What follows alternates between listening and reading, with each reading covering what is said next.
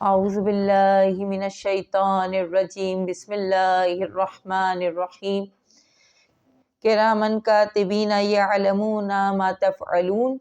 کرامن اور کاتبین جو تمام اعمال کو لکھتے ہیں، جیسا کہ پروردگار عالم نے ہر انسان کے اوپر 2 فرشتوں کو مقرر کیا ہے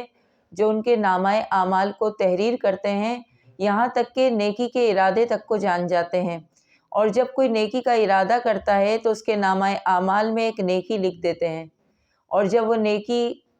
کا کام انجام دے دیتا ہے تو اس کے نامہ اعمال میں 10 نیکیاں لکھ دیتے ہیں۔ لیکن جب انسان کوئی گناہ سرزد کرتا ہے، گناہ کا مرتکب ہوتا ہے، تو انسان کو تھوڑی سی مہلت دے دیتے ہیں وہ فرشتے۔ یہ اللہ تعالیٰ کا لطف کرم ہے کہ فرشتے جو ہیں مہلت دے دیتے ہیں کہ شاید یہ توبہ کی طرف پلٹ جائے، شاید یہ توبہ کر لے، استغفار کر لے، مغفرت کر لے، تو اس کے نامہ اعمال میں اس گناہ کو نہ لکھا جائے۔ لیکن جب انسان توبہ نہیں کرتا تو وہ فرشتے اس کے نامہ اعمال میں ایک گناہ لکھ دیتے ہیں۔ اب غور طلب بات یہ ہے کہ کس طرح سے ان کو یہ پتہ چلتا ہے کہ انسان کے نیکی کے ارادوں کو کس طرح سے انہیں پتہ چل جاتا ہے کہ نیک اعمال کرنے کی اس نے نیت کی ہے یا ارادہ کیا ہے، تو ارادے کا پتہ کس طرح چلتا ہے؟